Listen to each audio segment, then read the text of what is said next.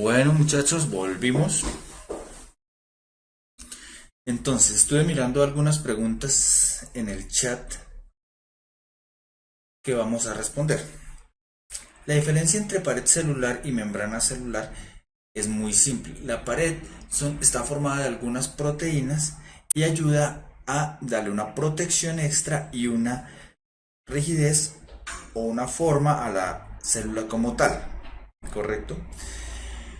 La membrana celular es una estructura que tienen todas las células y que lo que hace es delimitarme la célula y aparte de eso permitir la entrada y salida de sustancias. ¿Correcto? Vi otra pregunta, ¿qué es el zooplancton? El zooplancton son pequeños animalitos unicelulares que se encuentran básicamente en el agua. ¿Correcto? Entonces vamos a continuar. No sin antes recordarles que la clase de biología va a ser todos los miércoles a las 7 de la noche. ¿Correcto? Hoy estamos viendo todo lo que tiene que ver con la célula, que hace parte del gran componente de homeostasis en los seres vivos. Marlon, ¿por qué la célula es estructural? Porque las células son como los ladrillos en una casa, le dan la estructura. Entonces, vamos a continuar. Para los que estaban preguntando qué es la pared celular, entonces aquí de pronto vamos a aclarar más ese tema. Esto es el citoplasma. Lo rojo, esto que se ve aquí, esto rojo, esta es la membrana plasmática, ¿cierto? Y esto verde es la pared celular. Ernesto, ¿qué preguntaste, Ernesto? No veo qué preguntaste. ¿Podría repetir la pregunta? Entonces, vamos a ver. ¿Qué es la pared celular? La pared celular es una capa rígida. O sea, a diferencia de la membrana, la pared es rígida y se localiza al exterior de esta membrana. Lo vamos a encontrar en las plantas, o sea, en los vegetales, en los hongos, en las algas y en las bacterias. Sí, señor, las eubacterias son las bacterias verdaderas y tienen formas como coco, bacilo, espirilo y vibrión. Correcto. Ya vamos a ver más adelante qué son las vacuolas, pero es que ustedes están preguntando cosas que vamos a ver más adelante, entonces por eso no les pregunto. A ver, Valeria, no. Estás confundida. La pared celular es rígida. La membrana plasmática en todas las células es flexible, no solo la de los animales, sino en todas las células, ¿correcto? Sí, Camilo, membrana plasmática, citoplasmática, incluso algunos le llaman membrana celular. Todos esos son lo mismo. Paola, no tienen pared celular porque el sostén se lo da otra estructura que se llama el citoesqueleto, que está formada básicamente por algún otro tipo de proteínas, es una estructura interna. Otro de los organelos importantes en las células, sobre todo pues en las eucariotas, porque las procariotas no lo tienen, es el núcleo, ¿cierto? Entonces decimos que el núcleo es un organulo, o sea, un organelo membranoso, es decir, que tiene una membrana, como tal, tiene una membrana, y que por lo general está en el centro de las células. Por lo general es donde se encuentra la mayor cantidad de material genético o ADN. La función del núcleo básicamente es, primero, conservar todo ese material genético y tenerlo a salvo. Y segundo, es el que va a controlar todas las funciones de la célula.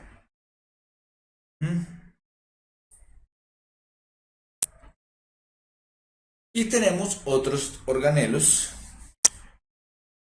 que también se encuentran solo en las eucariotas, como las vacuolas y vesículas, el retículo endoplasmático, tanto el liso y el rugoso, el complejo de Golgi, tenemos los mitocondrias y los plastidios. Entonces, los ribosomas sí los encontramos en las procariotas, pero están dispersos en el citoplasma. No, David, no todas las células eucariotas tienen pared celular. Los animales no tienen pared celular. El material genético no hace parte del núcleo, está dentro del núcleo. Bien. Ya vamos a ver ahorita cuáles son los movimientos citoplasmáticos por los cuales reparten los nutrientes. ¿Qué hace el citoplasma? El citoplasma básicamente es un plasma, es decir, una matriz en donde yo voy a tener todos los organelos. Una matriz interna donde están todos los organelos. Básicamente conformada un gran porcentaje por agua. Depende de qué células sanguíneas estemos hablando. ¿Van a tener o no van a tener núcleo? Bien. Vamos a mirar cuáles son las funciones de cada uno de estos organelos y con eso de pronto vamos a aclarar ciertas dudas. Los ribosomas, ¿sí ven estos punticos aquí? ¿Sí ven estos punticos? Esos punticos son los ribosomas. Los ribosomas son importantes porque me ayudan a la síntesis de proteínas. Es decir, son los que fabrican las proteínas. ¿Y a partir de dónde van a fabricar las proteínas? A partir del ARN. Entonces, como decían ahí, los ribosomas no es que tengan ADN independiente del núcleo, sino tienen es ARN. Entonces, los que fabrican todo lo que son las proteínas, supremamente importantes. Las vacuolas y vesículas son pequeñas estructuras en forma de bolsa que sirven para almacenar, para distribuir, incluso para ayudar en algunas cosas de la digestión celular.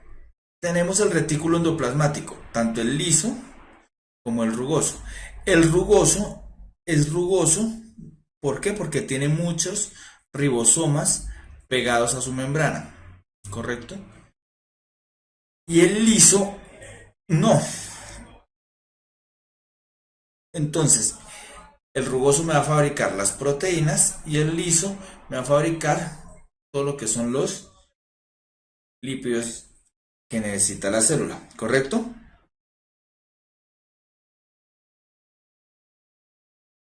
Jorgen, esa pregunta se la respondo cuando estemos viendo el sistema endocrino y estemos viendo las hormonas.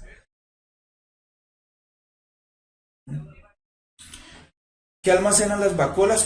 Pueden almacenar muchas cosas. Por ejemplo, en las células de la papa almacena almidón, por ejemplo. El complejo de Golgi es, entonces, aquí ya se fabricó todo, ¿cierto? Y todo esto llega hasta el complejo de Golgi, donde él coge, lo transforma, los empaqueta, lo almacena y después distribuye tanto para el interior como para el exterior de la célula, es decir, se encarga de la secreción celular. ¿Correcto? ¿Quién transporta algunas vacuolas y algunas vesículas? Los lisosomas son pequeñas estructuras que son ricas en enzimas o secretan enzimas y entonces ayudan a la digestión celular. Las mitocondrias son muy importantes.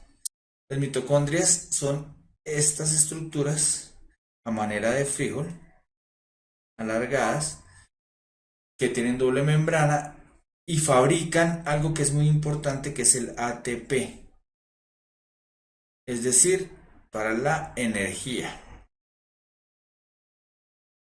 es decir, respiración celular.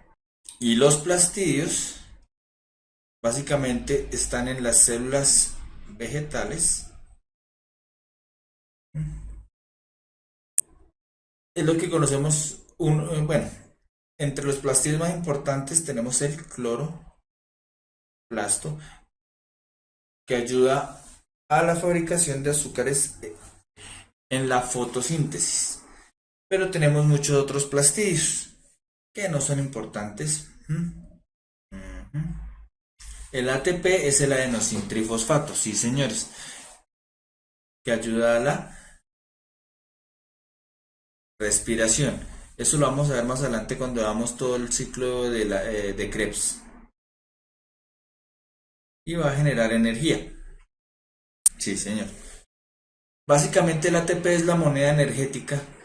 Cuando la célula hace un gasto energético, hace un gasto de ATP. Sí, señor. Tienes toda la razón. Pero la diferencia, hoy no se centra en esa diferencia que la vamos a ver más adelante. La glucosa nos ayuda, pero en realidad la moneda energética es el adenosintrifosfato. ¿Correcto?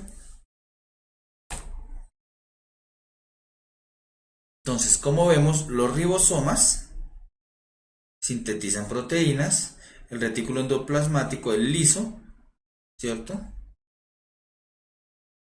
Almacena calcio y algunos otros compuestos, y el rugoso, pues como tiene muchas ribosomas, es la síntesis de proteínas. El aparato de Golgi empaqueta las proteínas, es decir, las forma de tal forma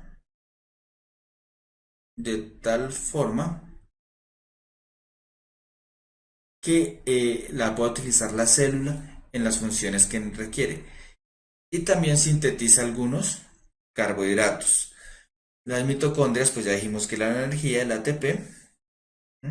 Los lisosomas, pues sirve para la digestión, le ayudan a eliminar algunos organelos viejos.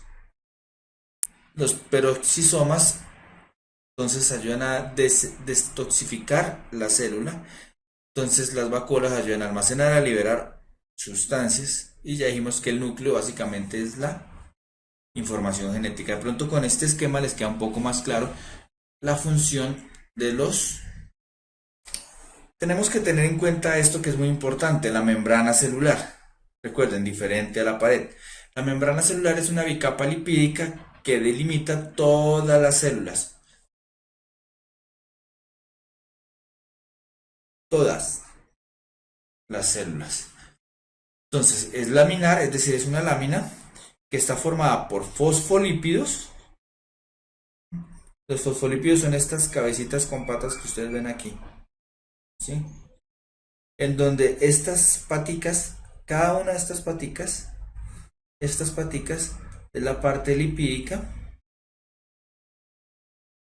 y estas cabecitas son la parte fosfórica. Entonces, ¿qué es importante?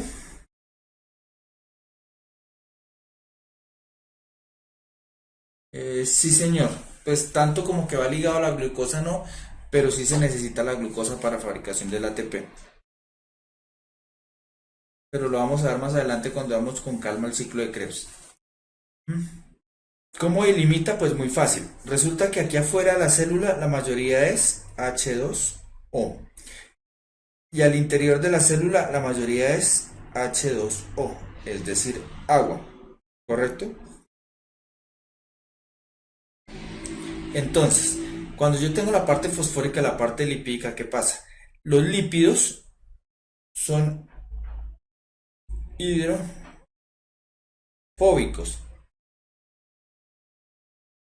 es decir, le huyen al agua, se separan del agua, ¿correcto? Entonces, esto, teniendo aquí esta parte lipídica, lo que me ayuda a generar es que haya una separación entre esta parte exterior y esta parte interior, por eso lo delimita, ¿correcto?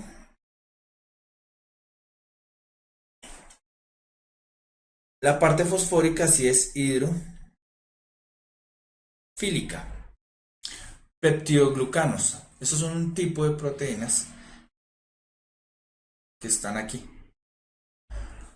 Entonces, importante para la membrana es porque a través de la membrana entran y salen sustancias desde y hacia la célula, ¿correcto? ¿En dónde te perdiste, Santiago? Ah, no, estás diciendo que te perdiste, Francisco. Estás viendo a Francisco el biólogo, que es más importante. Bueno, entonces,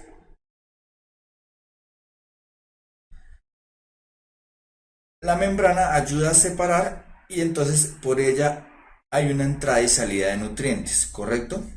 Y eso se hace a través de dos métodos.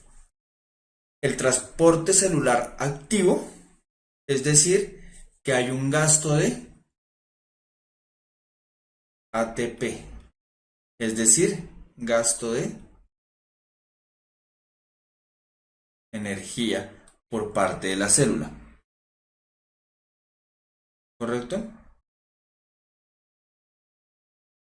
Sí, Sofía, tienes toda la razón. Si dilan la respiración la hace la mitocondria. Entonces, el transporte activo tenemos estos métodos. Endocitosis, es decir, hacia adentro de la célula es cuando entro sustancia a la célula, ¿cierto? Ah, aquí me quedó fagocitosis, es fagocitosis, qué pena con ustedes, es un error de...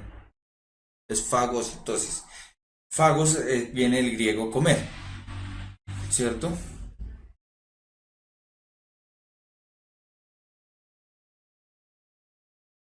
Entonces quiere decir que es cuando la célula come.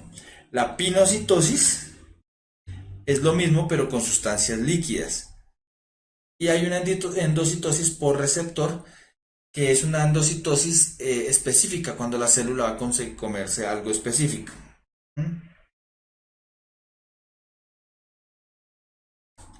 Y tenemos la exocitosis, que es sacar de la célula, y las bombas, ¿correcto? Vamos a ver cada una de ellas. Este es un ejemplo de cómo es la endocitosis. Y esto es la exocitosis. Entonces, la endocitosis, la célula prolonga la membrana, forma un par de brazos, como ven aquí en la imagen, forma hasta que invagina todo y forma una bolsita, una vesícula, ¿cierto? Un fagosoma. Ese fagosoma le llegan muchos lisosomas que tienen enzimas. Los lisosomas llegan hasta el fagosoma, botan las enzimas, degradan el alimento, cogen lo que sirve y después lo eliminan. ¿Cómo lo eliminan? Por exocitosis. ¿Correcto? ¿Mm?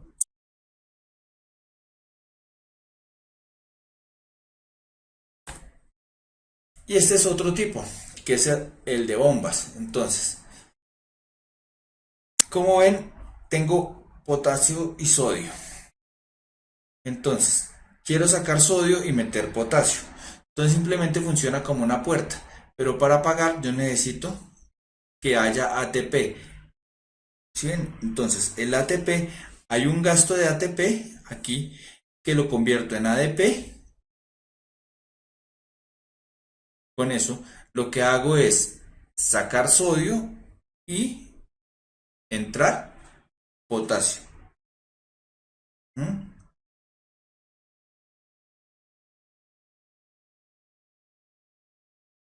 ¿Correcto? Hagan de cuenta cuando ustedes van a entrar a, qué sé yo, un centro comercial muy lleno. Entonces toca que vaya, sale un poco y entra un poco. Entonces, así funcionan las bombas para entrar y sacar ciertas sustancias de y desde la célula. Cisterrapinocitosis es para líquidos, sustancias líquidas. Es lo mismo, pero para sustancias líquidas. ¿Claro estos ejemplos? No, no es que rompa la proteína. Pues en la imagen funciona así, pero lo que hace es que funciona como una puerta de entrada y de salida para el sodio y para el potasio.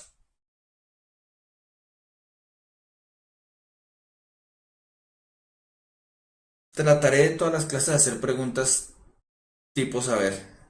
11. ¿Listo? Y tenemos el transporte pasivo, es decir, sin gasto de ATP, es decir, sin gasto de energía. El ADP es lo que queda después de haber hecho yo un gasto de energía, ¿correcto? Quiere decir adenosin difosfato. Entonces, si ustedes miran la imagen, perdón, me devuelvo un poquito. Si ustedes miran la imagen, llega el ATP, deja un fósforo, es decir, ya no hay tres fosfatos, o sea, no hay tres fósforos, sino quedan dos, por eso es ADP, ya cuando hubo un gasto de energía.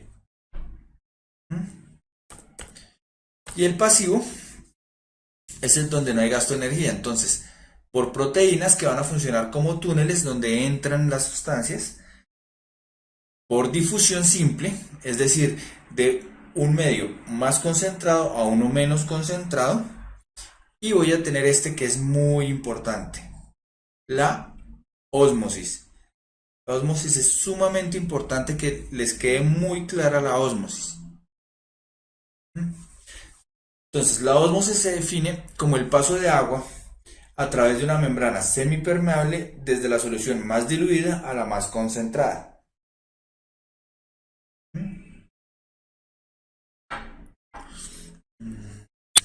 Johan, fagosoma son pequeñas vesículas que se crean después de que yo hice la fagocitosis. Es decir, cuando yo cogí y atrapé el alimento, queda embolsadito en un fagosoma, en una bolsa que crea a partir de los restos de la membrana. ¿Correcto? No, no. La pinocitosis es como la fagocitosis, pero con sustancias líquidas. ¿Correcto? La ósmosis no, ya la vamos a ver más clara, porque es solo el paso de agua a través de la membrana. Entonces, cuando afuera de la célula la concentración es una y al interior de la célula es la misma, voy a mantener un equilibrio y la célula va a estar estable. Pero si el método, el medio de la célula está mucho más concentrado que al interior, que es poco concentrado, lo que va a hacer es que va a tratar de salir más agua. Entonces la célula se va a deshidratar.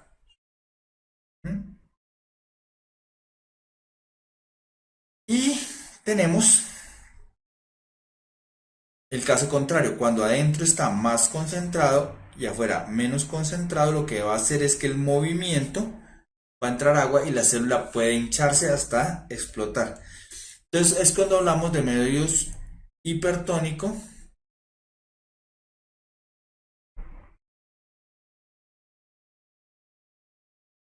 hipotónico e isotónico. Hiper, es decir, que está más concentrado, hipo, menos concentrado, e isotónico, que están iguales. ¿Correcto? Sí, señora Estefanía. Mm, sí, yo sé que son las 8:30, pero recuerden que comenzamos la clase un poquito tarde por problemas técnicos. Igual no les puedo pedir que se queden, me gustaría que se quedaran. Ya vamos a terminar, no nos demoramos 5 minuticos, ¿correcto? Entonces miren cómo funciona la ósmosis. Estas bolitas son el agua y esto la sustancia. Si ustedes ven, aquí está menos agua, es decir, está más concentrado, el agua fluye hacia el sitio en donde va a haber mayor concentración, ¿cierto? O sea, si fuera igual la concentración, este sería isotónico. Si el agua va a entrar a la célula, ¿Qué quiere decir? Que el medio externo es hipotónico. Y acá el agua va a salir de la célula hasta deshidratar, quiere decir que es hipertónico. ¿Correcto?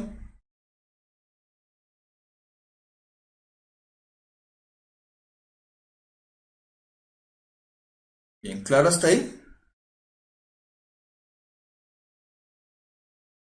La parte amarilla es la membrana, por eso es que están las cabezas fosfóricas y las colitas lipídicas.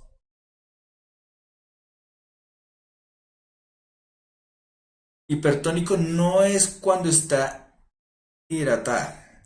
Voy a repetir nuevamente. Isotónico quiere decir que el medio externo y el interno son iguales. Entonces decimos que el medio en donde está la célula es isotónico con la célula. Pero si afuera es más diluido que el interior de la célula, voy a decir que estoy hipotónico. Y entonces la célula va a hincharse. Si el medio externo está mayor concentrado, quiere decir que va a salir agua de la célula se va a deshidratar, entonces va a decir que estoy en un medio hipertónico. ¿Correcto? ¿Claro hasta ahí? Vamos a mirar qué tan claro les quedan las cosas. Vamos a sacar tres preguntitas, tipo saber, y miramos. ¿Mm? Exacto, depende de la concentración, Sergio.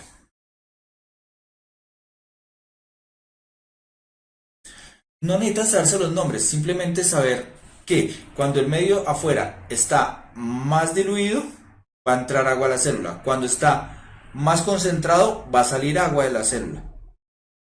Cuando está en igual concentración, la cantidad de agua de la célula que va a entrar y salir es igual. ¿Correcto? A ver, ¿qué responden ustedes a esta pregunta? Entonces dice, tengo una columna 1 y una columna 2. Entonces dice, en una evaluación de biología celular, los alumnos debían colocar la etiqueta correspondiente a cada una de las imágenes vistas al microscopio. Después de realizar las observaciones, o sea, lo que vi en la columna 1 y la columna 2, vamos a unirlo. Entonces, para aclarar un poco, entonces recuerden, siempre las preguntas van a tener un contexto. Este es mi contexto. Voy a responder de acuerdo a este contexto. Entonces, dice, pared celular y cloroplastos. ¿Quién va a tener pared celular y cloroplastos? Básicamente, la célula vegetal es la que va a tener cloroplastos. Entonces, ya sé que uno va con C. Y ya al mirar eso, entonces ya descarto esta y descarto esta. Sencillo, ya solo me queda un 50-50.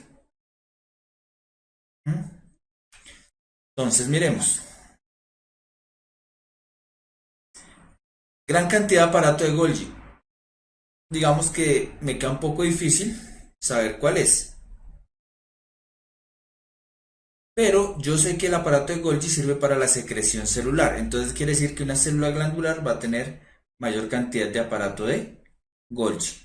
Entonces ya decimos que es 2A. 3. Gran cantidad de mitocondrias. ¿Quién lo podrá tener? Una célula que se mueva mucho. ¿Cuál de estas se mueve mucho? Pues el espermatozoide, o sea, la 3D. Una célula sin membranas internas. Ya sabemos claramente que una célula sin membrana interna es una célula bacteriana. Entonces esta sería la B. Y una gran cantidad de vacuolas, pues ya lo que queda, los glóbulos blancos. Entonces, que sea 1C, 2A, 3D, 4B. La respuesta correcta es la C. ¿Claro? Todos cayeron, miren, pusieron B, B, B, B, B, B, B. Y la respuesta es la C. Digamos que en este caso fue por descarte, pero ya les explico por qué. ¿Qué hacen los glóbulos blancos? Cogen las sustancias, las atrapan y las degradan, ¿cierto? Entonces al degradarlas yo voy a coger varias por fagocitosis y voy a tener hartas vacuolas internas para que los lisosomas lleguen a degradar esas sustancias. ¿Mm? Por eso tienen gran cantidad de vacuolas. ¿Correcto? Contexto. La mayor parte de los reptiles dependen de la temperatura ambiental para regular su temperatura corporal, por lo que su producción de calor es baja y su metabolismo es lento. Por otro lado, los mamíferos no dependen de la temperatura corporal. Teniendo en cuenta esta diferencia, usted pensaría que los mamíferos presentan la mayor cantidad de mitocondrias en sus células en comparación con los reptiles. Los reptiles presentan una menor cantidad de mitocondrias en sus células en comparación con los mamíferos. Mamíferos presentan una mayor cantidad de ribosomas en sus células en comparación con los reptiles. Los reptiles presentan una menor cantidad de ribosomas en comparación con los mamíferos. Entonces, ¿cuál sería la respuesta? Los dejo un ratico para que...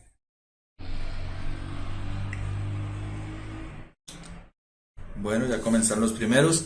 B, Jorken B, David B, Manuel B, Napo A, Haider A, Indira B, B, B. Tenemos una D por acá. Vamos a mirar. Estamos hablando de la temperatura, ¿cierto? Y hablamos del metabolismo lento, es decir, que casi no hay gasto de energía. ¿Correcto? Entonces, si no hay gasto de energía, si estamos hablando de energía, estamos hablando de mitocondrias. Entonces eliminamos los que tienen que ver con las ribosomas. O sea, eliminamos esta y eliminamos la D. Quedan la A y la B. ¿Correcto? Ahora bien, si los mamíferos se mueven más rápido, ¿cierto? Y ellos necesitan regular su temperatura, entonces vamos a asumir que ellos tienen un mayor gasto de energía, por lo tanto tendrían una mayor cantidad de mitocondrias. La respuesta es la B. Porque ellos no necesitan energía para, o sea, los reptiles no gastan energía en regular su temperatura. Un pez de agua dulce mantiene la concentración de solutos en su sangre un poco más alta que la de su medio. Este pez es llevado a un estanque de agua marina en donde se esperaría que